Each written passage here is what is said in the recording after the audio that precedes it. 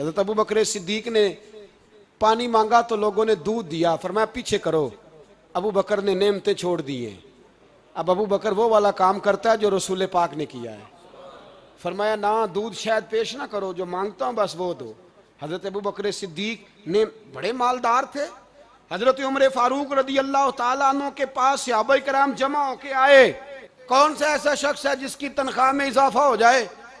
تو لوگ کہتے ہیں نہیں نہیں مجھے نہیں چاہیے، پر ہم نے وہ لوگ دیکھے ہیں۔ حاجی صادق صاحب کو مسجد والوں نے کہا 1000 روپیہ تنخواہ بڑھانی ہے، تو حاجی صاحب کہنے لگے میرا بڑا سونا گزارا ہوتا ہے، مینوں نہیں بڑے نے۔ حضرت سیدنا عمر فاروق رضی اللہ تو صحابہ اکٹھے ہو کے گئے، کہنے لگے عمر حضور کے زمانے میں بظاہر غربت رہی، جناب صدیق اکبر کے زمانے میں غربت، اب تو بڑی ریل پیل ہے، بحرین سے لاکھوں کا مال آتا ہے، آپ کو بڑے بڑے سفیر ملنے آتے ہیں، پر آپ وہی پرانا کرتا اور وہی تامت جو کئی جگہ سے سی آپ نے کئی جگہ سے پھٹی۔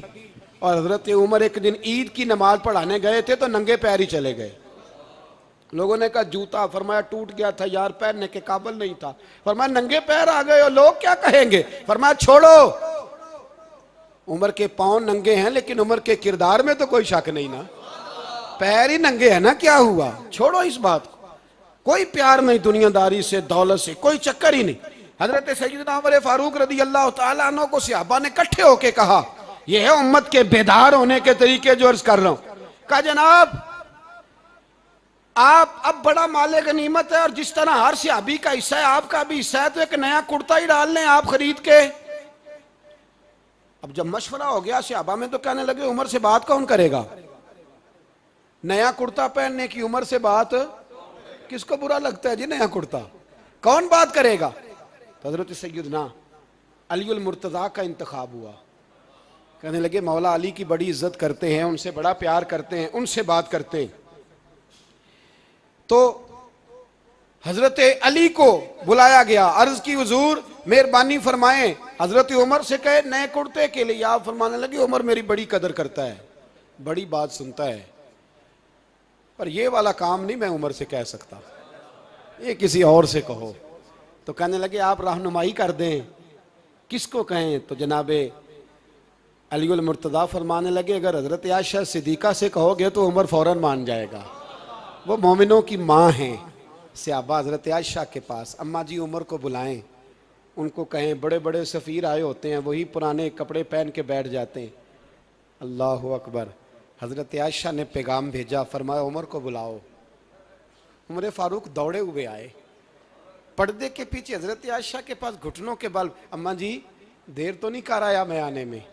حکم ہو، حضور کے گھر سے پیغام آیا، بڑے بڑے سفیروں کو چھوڑ کے بھاگے۔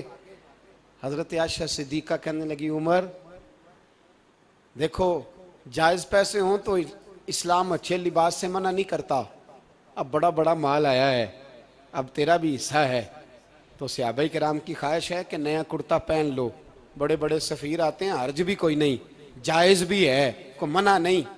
حضرت عمر نے گردن جھکا، جی اماں جی، جی اماں جی، جی اماں جی۔ حضرت عائشہ کہتی ہیں بات ختم ہوئی، عمر نے گردن اٹھائی تو عمر کی داڑھی آنسوؤں سے بھری ہوئی، کہتی ہے مجھے کہنے لگے اماں جی میں تو صرف مسجد میں دیکھا کرتا تھا، آپ تو مصطفیٰ کو دن رات دیکھتی تھیں، جس طرح کے کرتے آمنہ کے لال نے پہنے ہیں مجھے بھی پہنا دو، میں تیار ہوں، میں پہن لوں گا، میں تیار ہوں، پر جس طرح کے میرے نبی نے پہنے۔ حضرت عائشہ کہتی ہے میں پھوٹ کے روئی، میرا پلو آنسوؤں سے بھر گیا۔ فرماتی ہیں میں عمر کی بات سنتی گئی تو میرا پلو آنسوؤں سے، میں نے کہا عمر تو جا، تو ٹھیک ہے۔ فرماتی ہے عمر فاروق سلام کر کے اٹھے، امیر المومنین چلے گئے، اس کونے میں صحابہ چھپے ہوئے تھے، وہ آئے، کہا اماں جی کیا بات ہوئی؟ تو میں پھر رو پڑی، میں نے کہا کیا بتاؤں، تمہیں پرانے کرتے نظر آتے ہیں، اسے محمد عربی کے جلوے نظر آتے ہیں، اسے رسول اللہ کا رنگ نظر آتا ہے، اسے وہ غلامی نظر آتی ہے۔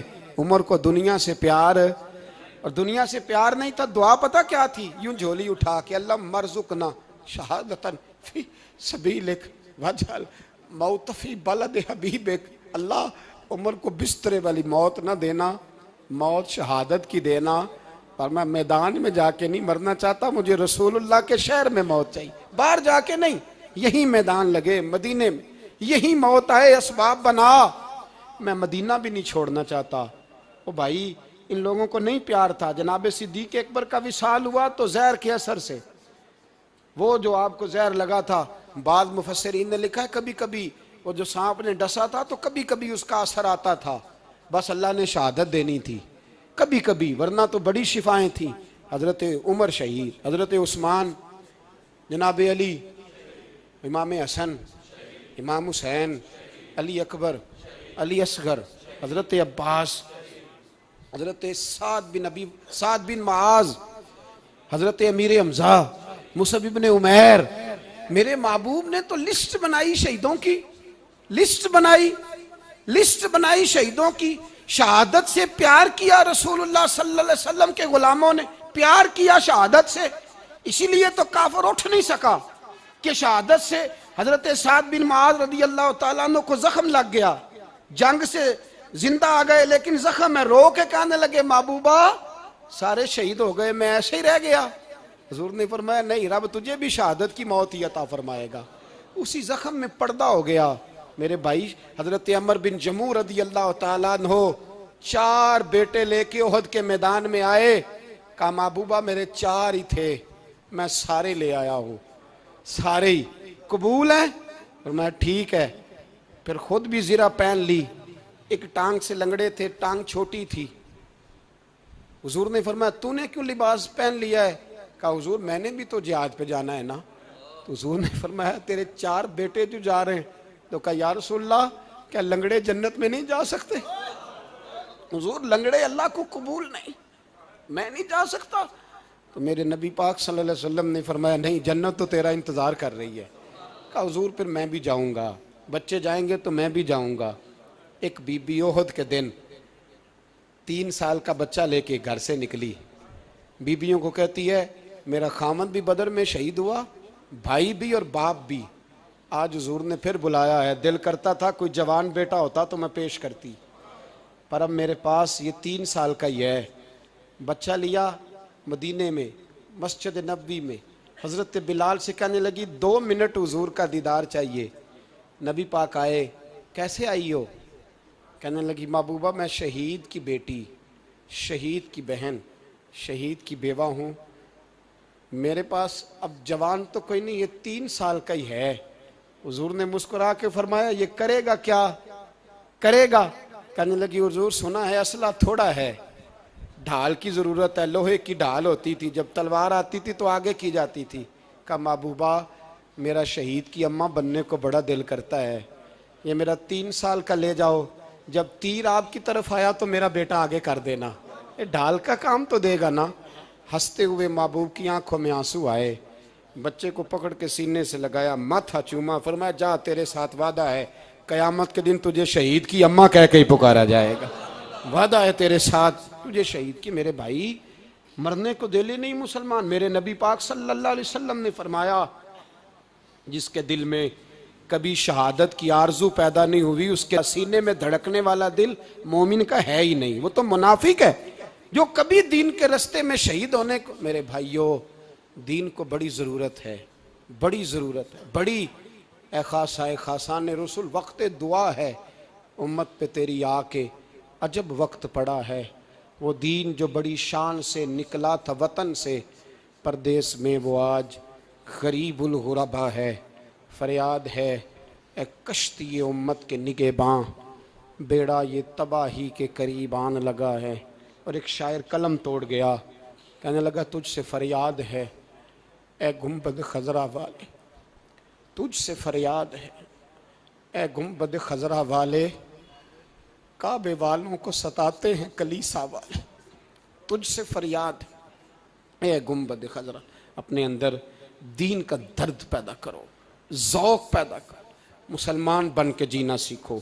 جب کوئی برادری پوچھے تو کہو میں محمدی ہوتا ہوں، میں مصطفی ہوتا ہوں، میں رسول اللہ کا غلام ہوتا ہوں، میں پہلے مسلمان ہوں باقی کچھ بعد میں ہوں۔ خدا را اپنے گھر میں پردہ کراؤ، خدا را رزق حلال کھاؤ، اگر پردے نہ ہوں رزق حلال نہ ہو تو جذبہ جہاد پیدا نہیں ہوتا۔ خدا را اپنے اندر انقلاب برپا کرو، دین کے لیے جینا سیکھو۔ دین بڑا تڑپتا ہے، دین بڑا روتا ہے۔ رسول اللہ آج تجارت کرنے والے ملتے ہیں، آج سیاست کرنے والے ملتے ہیں، دین والے نہیں ملتے، دین کے درد والے نہیں ملتے۔ اپیل ہے آپ سے، آج رات 2 نفل پڑھ کے اور کچھ نہ ہو سکے تو مسلمانوں کے لیے دعا ضرور کر دینا، ان کے لیے دعا ضرور کر دینا، اپنے آپ کو بیدار کرو، بیدار کرو۔ بھئی ہم تو آج تک اس لیے ڈر رہے ہیں کہ ہمارا چہرہ ہی نبی پاک جیسا نہیں بن سکا، تو داڑھی رکھنے میں بھی ہم ڈرتے ہیں، نمازی بننے، مسجد آباد کرنے میں، مسلمان کہلانے میں بھی تک خوف ہے۔ تو بتلاؤ نا، اس سے آگے بات کب چلے گی؟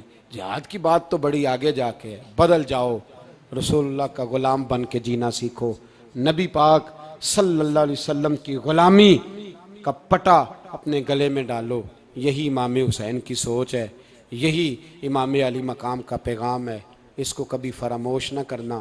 امام حسین ہمیں بتا گئے سارا کچھ لٹ جائے پر دین کے اندر کوئی نقص واقعہ نہ ہونے پائے، کوئی شرابی، کوئی بے ایمان، کوئی لٹیرا کبھی اس کے سپورٹر نہ بننا۔ ہمیشہ وہ کسی شاعر نے کہا تھا، ہم سے نہ رقم ہوں گے قصید یزید کے۔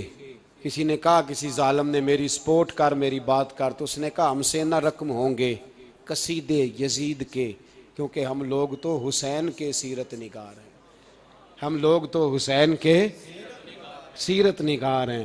یہ محرم کے جو دن ہے یہ انقلاب کے دن ہے، رونے پیٹنے کے نہیں، انقلاب کے دن، جذبوں کی بیداری کے دن، ظلم کی آنکھوں میں آنکھیں ڈالنے کا جذبہ پیدا کرنے کے دن۔ اس کو اسی رنگ میں لو۔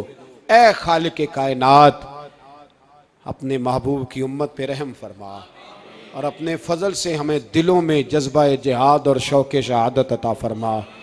آخر دعوانا ان الحمد۔ 2 منٹ کے